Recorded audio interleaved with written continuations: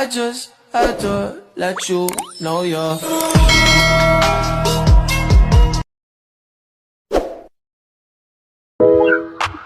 So yun mga kaubebe ko, andito na naman po tayo sa Zambales at wala po ako sa Pasay, kaya po nandito po sa Zambales, Santa Cruz, Zambales, at mini vlog lang muna tayo. At ito, ipapakita po natin kung gaano kalakas ang bagyo, kaya hindi po kami nakaabot sa isang bundok. Let's go! But if it's raining in Manila, hindi kita maririnig. So I'll be waiting in Manila kahit di ka. At so yun, wala muna tayo, hindi muna tayo gagawa ng kalokohan ngayon. At ito, ang susunod natin ang prank sa kapatid ko. Gigisingin natin siya, parang binabangungot, ganun, ganyan.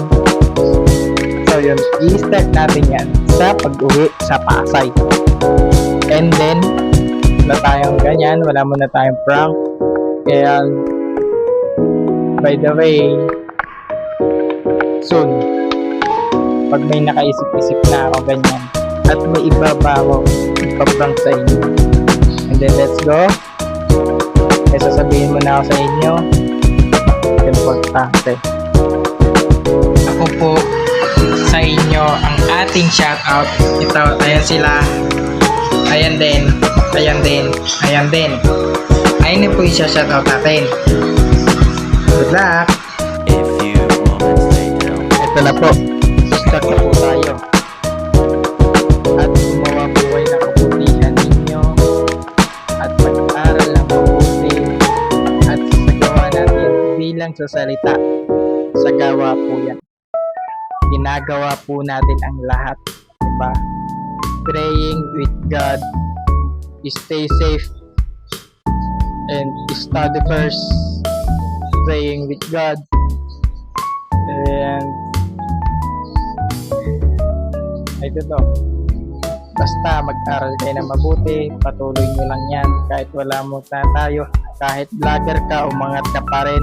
Kahit ganyan, gumagawa ka ng content, patuloy mo lang yan. Pag dumami yan, at marami ka ng followers, supportahan mo rin sila. Sinuportahan ka niya, supportahan mo rin siya. Diba? Magsuportahan kayong dalawa. Diba? Kahit may negosyo ka, patuloy mo lang yan. Diba? Kahit may negosyo, ganyan, may negosyo, bumabangon ka pa rin. Wake up for business. Right? Diba? Kahit bumabangon ka, kahit masipag ka, may trabaho ka, sipagan mo lang, i-sideline mo yan. Diba? Kahit abutin ko to ng 5 minutes or 10 minutes, ang pwedeng po natin ay pwedeng gawin ay eat right. Right is back, right is good.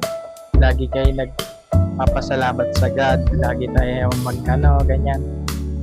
And then yun, thank you sa lahat ng mga ginagawa natin. Yan. And then hanggang dito na lang po lahat. Paintindihan niyo lang. God bless. Stay safe. And kahit tutuloyin yung mga English, kailangan importante po yung English na yan. At pag nakapunta po kayo sa ibang bansa, po, kailangan nyo mag-English. Di pwede Tagalog.